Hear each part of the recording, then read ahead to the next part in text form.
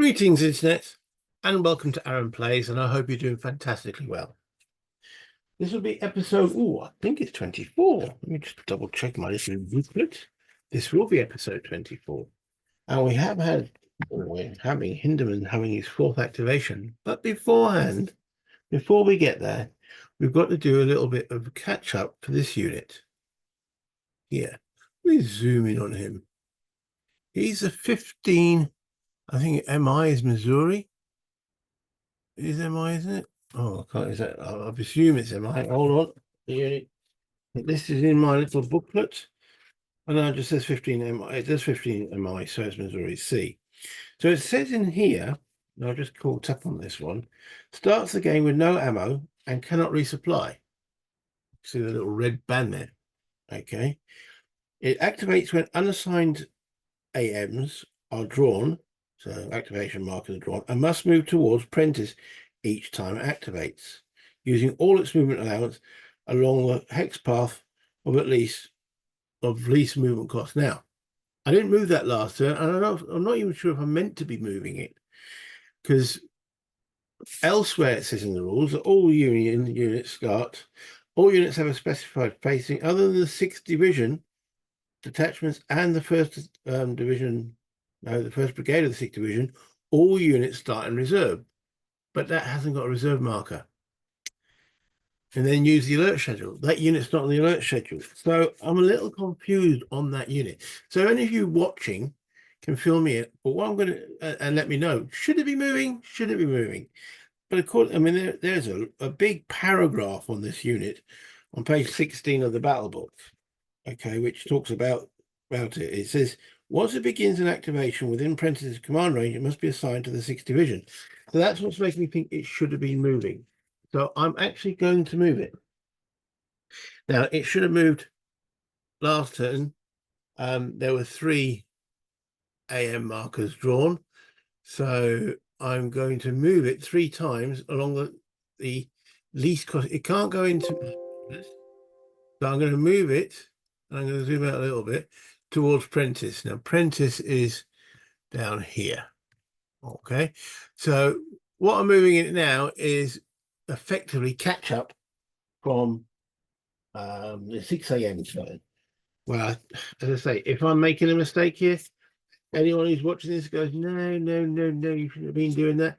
Let me know, because it was a little bit confusing in there. So I'm looking now for the terrain effects charts and remind myself how much it costs to move on one of those trails. Farm lane, half other terrain in hex, minimum 1. So it's costing it 1, okay, along here. Now, technically, should it be in march order? I suppose it should. I mean, sorry, advanced orders in march order. So I'm going to spread it out a little bit. So anyway, remember, this is advancing with no ammo. So it's 1.5, 1 per hex. So there's 1, 2, 3, 4, 5, 6. So that was the first AM of the 6 AM turn. 1, 2, 3, 4, 5, 6. That was the second. And then 1, 2, 3, 4, 5, 6. And he's now 2, 3, 4, 5. Yeah, he's now in command range of Prentice. Okay. Whereupon it says the following. Once it begins an activation within Prentice's command range, it must be assigned to the 6th T. 6T, I presume it means division. 6, yeah. When 15 MA begins an activation, unassign all 6T within 5 hexes and a line of sight of enemy, it must pass an unmodified UDD. Okay, so it's there ready now when Prentice activates. So let me just pause there for a moment. Okay, so it should be assigned to Peabody's brigade, and Peabody's had his first activation, so they should have moved. Now they're out of command of Peabody, but Prentice has put him in command, so he can get at least 1 activation. So again, he goes 1, 2, 3, 4, 5, 6. I'm putting a little yellow one on there to show that he's assigned to Peabody's command there. So that brings him up to date, as it were. Now, it does say so when the 15th Missouri begins any activation within 5 hectares of and line of sight to an enemy unit, must pass an unmodified UDD. If it fails, it's immediately removed from the map. Once 15 MI is required to roll, it must roll every activation, even if it doesn't remain in line of sight. And then it comes back 4 hours later, and I assume it comes back fully supplied. Don't know. But I'm going to leave it as such on that one. As I was reading the special rules again for the second, maybe third time, and I picked up on that. So it has had no effect on what we've had so far. In one of the previous videos, I tried to remind myself what these X's were for, because I haven't played for about a week, and then I just remembered that's showing when they've actually had their reaction fire. So let's remove those off at the present moment. They're done effectively, though it could be happening again, because we know from in the last video that Hindman has been activated for his 4th time. Now this activation will cost him fatigue, so there he is. So let me just bring this back up. So we are in this activation. So it's change orders phase. Do we need to change anyone's orders? Okay. We still have Claiborne under advance orders. I think that might be now worthwhile changing to that to attack. So let's bring up the changing order table. As I say, on the last video I mentioned, I've now done these. We've got here the brigade orders change table. So let me zoom in on that. Hey, that nice. Okay, so Claiborne, he has a little +2 on his counter there. Let me just zoom in a little bit, show you what I mean. Boom, boom, boom, boom. Right, that little +2 there is his order change number. He's a good lad. So looking on here, Brigadier is stacked with divisional leader? No. Brigadier is stacked with his corps commander? No.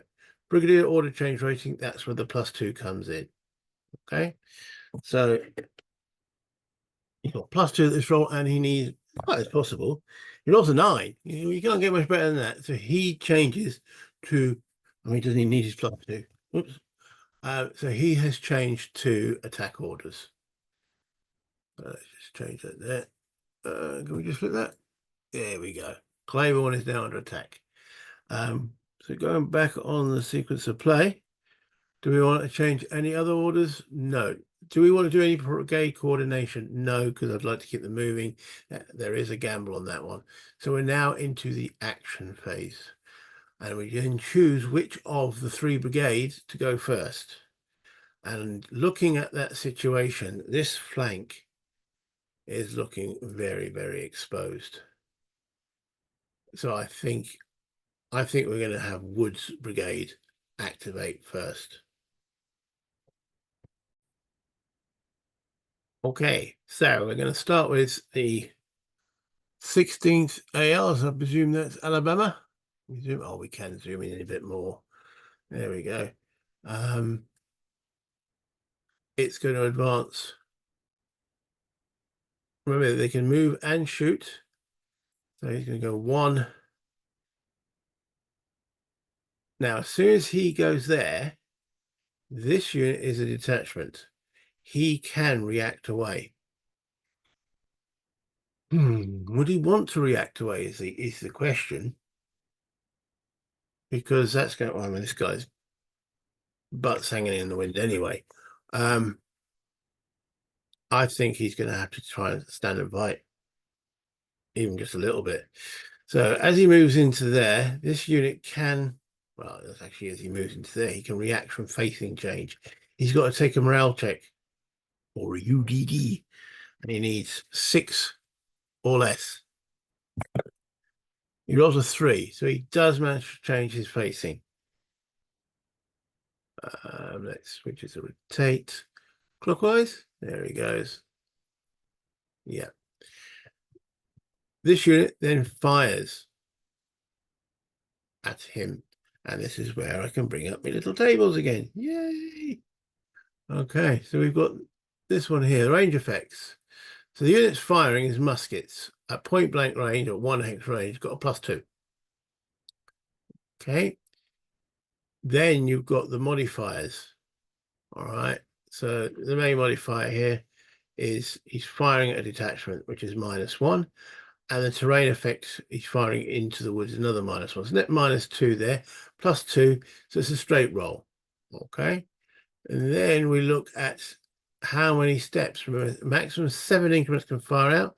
6 are firing out of the unit. So he's rolling on this table with a straight roll. And high is good. And he rolls a 4. What did he get with a 4? That's a little d. That means this unit has to take a UDD with no modifiers. And his morale is 6. And he rolls a 1. He took that quite happily. Okay. Then he gets to fire back with, so let's go back to this. I can then go back to the previous page.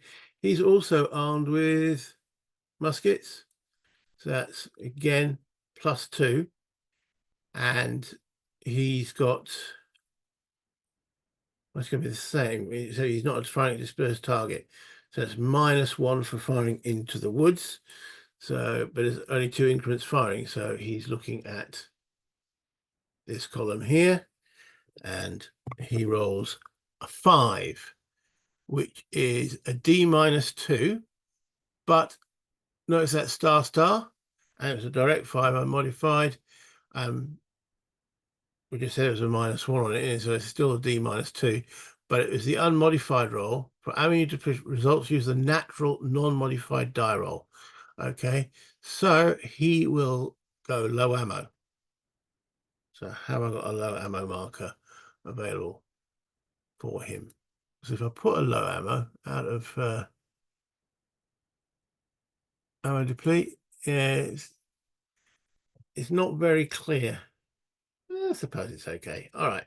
Anyway, I'm not going to modify that at the moment. I think I've got some other units with, there we go, low ammo there. I could put ammo depleted on that, couldn't I?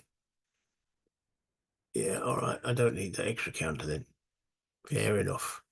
I think there's someone else who's got ammo depleted. There we go. Delete that and then mark him as ammo depleted. Not out of ammo firing. Sorry, a little bit of housekeeping while I was thinking about it. Okay, so it's a D-2. Remember, low is good from round checks. He's got to get less than 6, and there's 2 off the dice. And oh, just about to roll a blue dice. So let's roll the grey dice.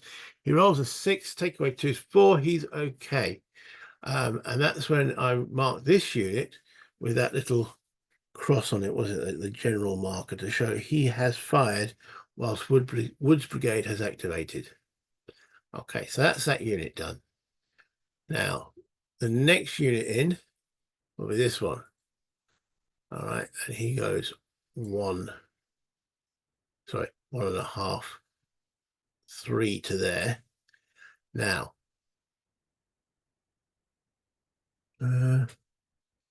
he can't reaction phase change because he has got himself extended. So, can he refuse his flank? Yes, he can.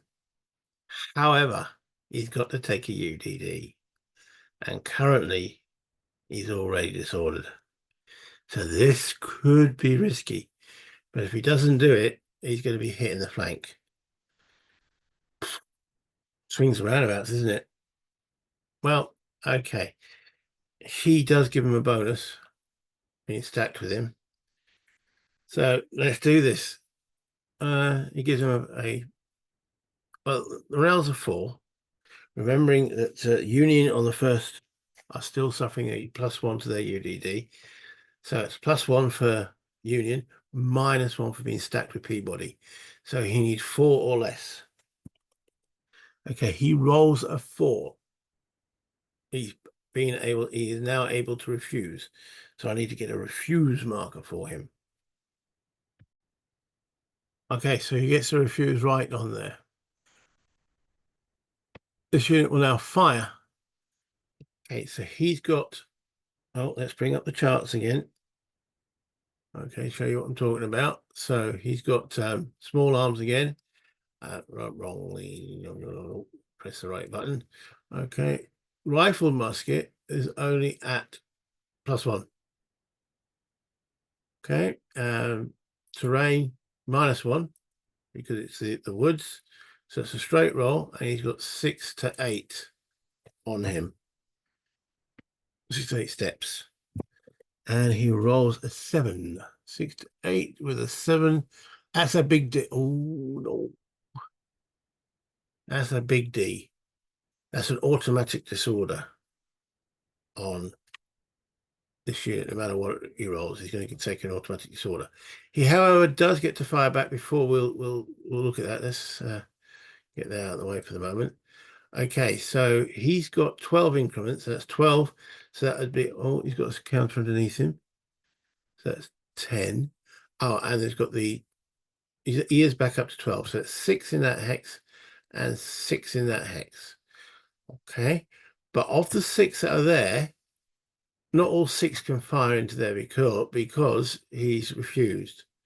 So 3 have got to fire. Well, technically, yeah, of that 6 there, 3 can fire in there, 3 can fire there. Of that 6, 3 can fire there. Or yeah, 3 can fire there. 1.5 can fire there. 1.5 can fire there. Or 1, 2. I think it's not quite the same. I think, yeah, he's got 6, so he could fire 2 there, 2 there, and yeah, that makes sense, doesn't it? 2, 2, and 2. Okay, it's got to be as even as possible. Okay, so 2 increments firing into this unit. Okay, bring up the tables again. So this time he's still a musket. So looking at this table, musket is +2 at 1 hex range, and the woods -1. So, oh, and he's disordered. So that takes him to 0. It's a straight roll in. Blue dice firing. Straight roll. He rolls a 4. 4 on the 2. So D -2 on the Confederate unit. His morale is 6. He rolls a 6. -2 is 4. He's fine. Right. Okay. So we're now going into, he's automatically disordered. And this is where the second disorder table comes in. Do and do. Right. Oh, no. And one more. There we go. This one. So you look at what's causing the disorder, and it was from the fire.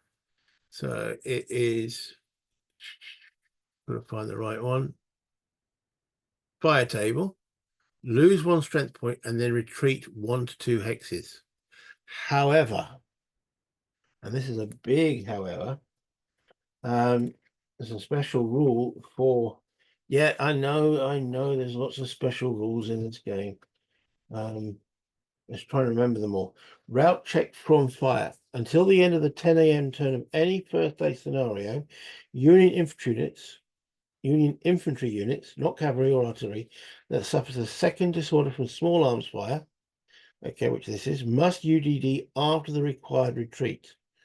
So he's going to have to do, so he's losing 1 SP, then retreats 1 to 2 hexes, and then, on addition to what it normally has to do another UDD. So retreats 1 to 2 hexes.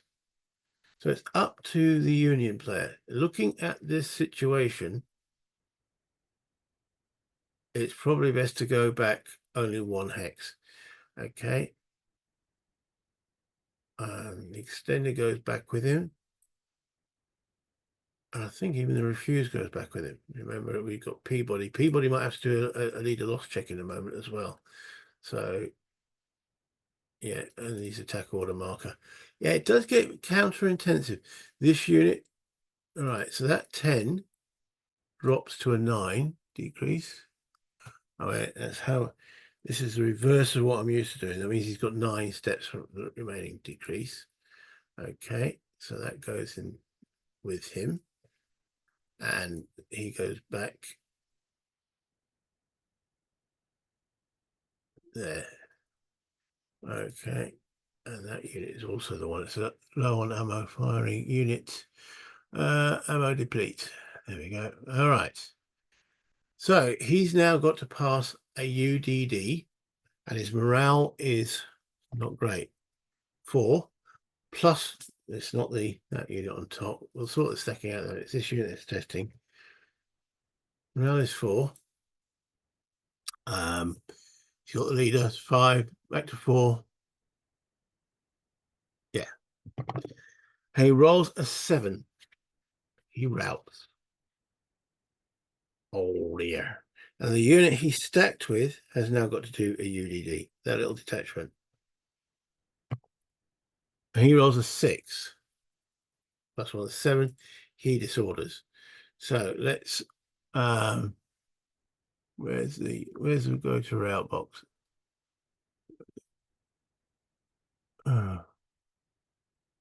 Okay. Okay, so remove that unit to the route box. So I might as well remove this, delete the extended line, delete the refuse right. The detachment passed the morale check. Now we have to find out what actually happened with Peabody. Because if a unit takes a step loss, which that the previous unit did, there's a chance there's a leader loss, leader casualty. The leader is stacked with a combat unit that suffers 1 or more step losses as a direct result of either fire or shock. Roll again, including step losses from a second disorder. Yeah, roll again. The result is a 0. That leader has been killed and removed from play. Oh, Peabody rolls a 6, so he ducks. Okay, so he's now still stacked with that detachment. Okay, with his little A1 sitting on there and his little tech marker just behind him. Now, this unit here has cleared that hex by fire. So what actually happens to him? Can he advance? I'm not too sure. This is where the rules get a little bit, I wouldn't say intricate. It's just, I haven't played for a while. Reminding myself, he's cleared the hex. Can he actually now advance in there? Phasing, blah, blah, blah, blah. Tell you what, pause. Okay, did find it, and that was quite quick, only. If the hex is vacated due to the results of fire, which it is, including failed UDDs, which it was, the attacker may advance the firing unit.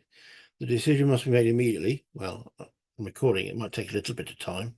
Okay, such advance may be made only if the firing unit started adjacent to the target. It didn't, it advanced. Okay, so he can't advance.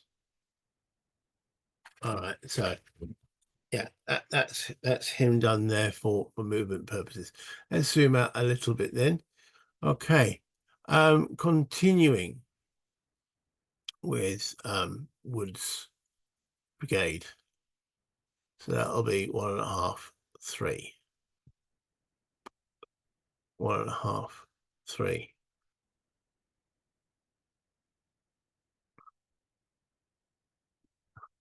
Don't hide, Mr. Wood. Okay. 1.5, 3. Has he got any more infantry? Oh, this one over here. So that's actually 1, 2.5. Okay, the cavalry can move. I really don't know what the cavalry can do in this kind of terrain, but I think that's 2. Cavalry mounted 2, yeah, 2. 4, that's pretty much as far as they can go. Okay.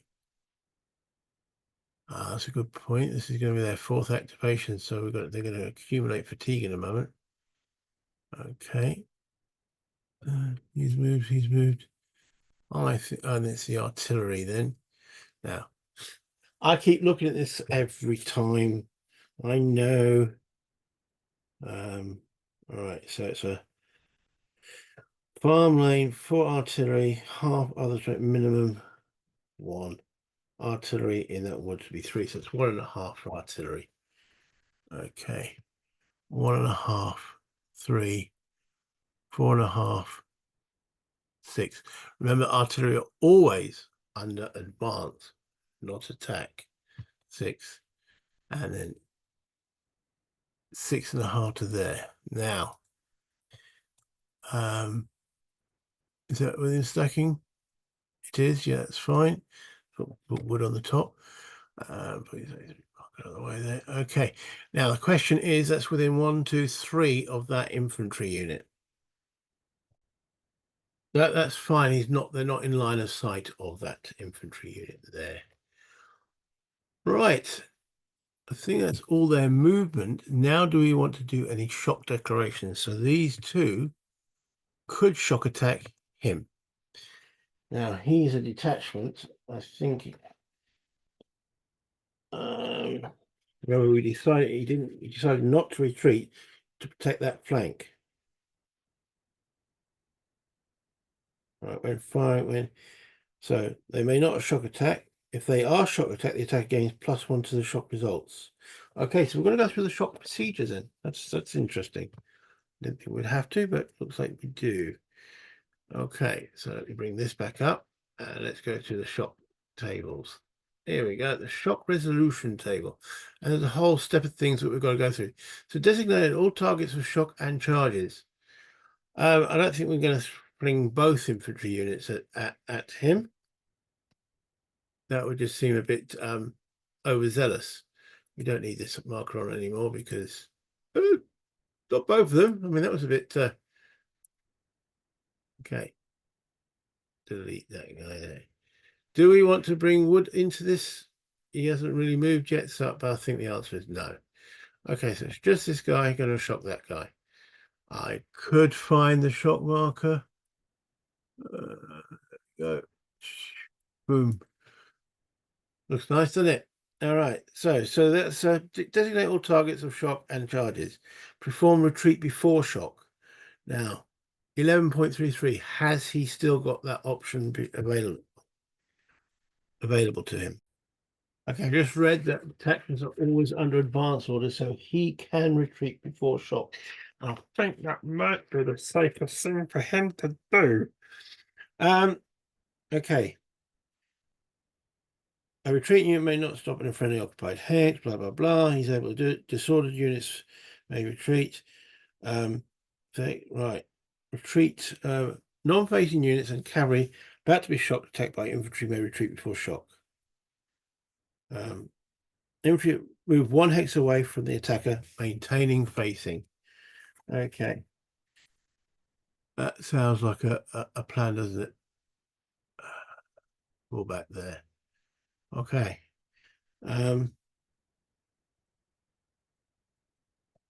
Retreating, you may not stop in a friendly occupied hex. The hex is vacate. The attacker enemy retreat may advance during its shock step 6. Continued shock is not possible. So they can advance in there. I'm just seeing if there's a UDD involved. Doesn't seem. Disordered units may retreat before, after which they undergo UDD.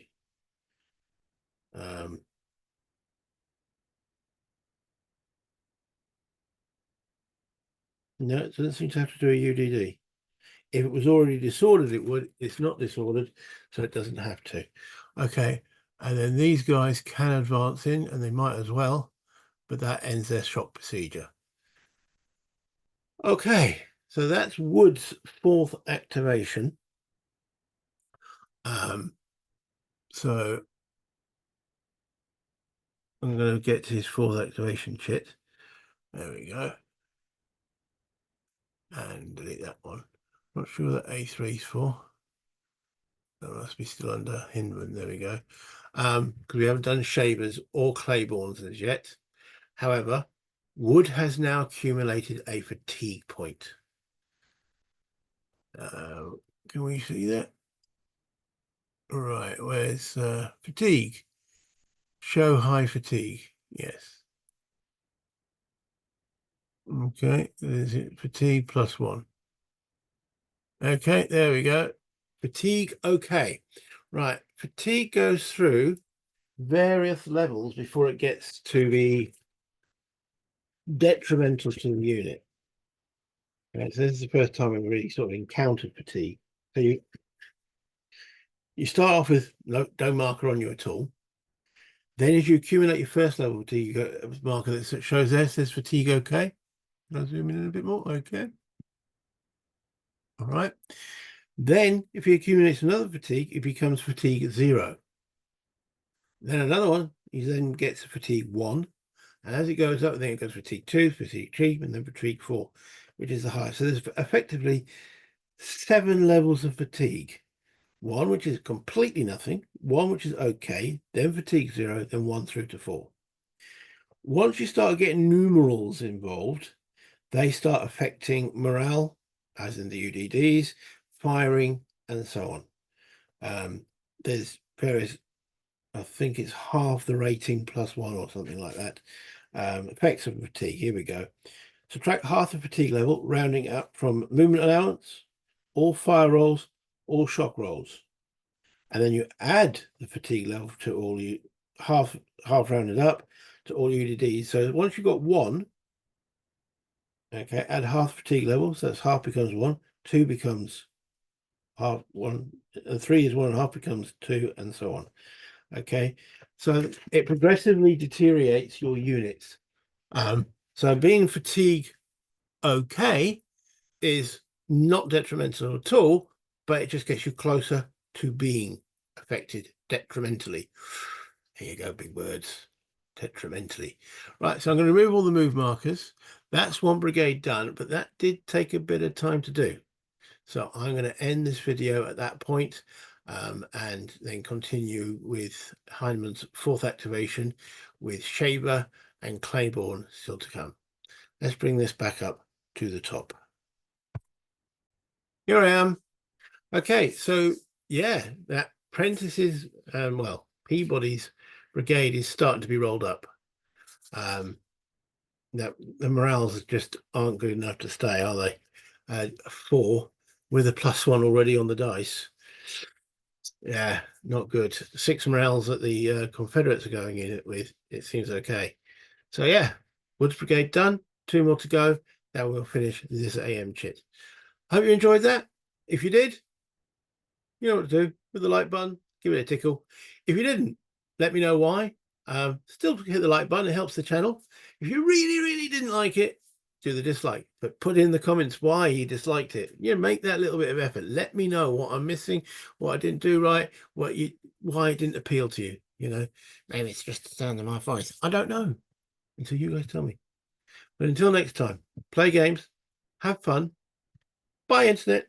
Well, that should be a way, shouldn't it? Buy internet.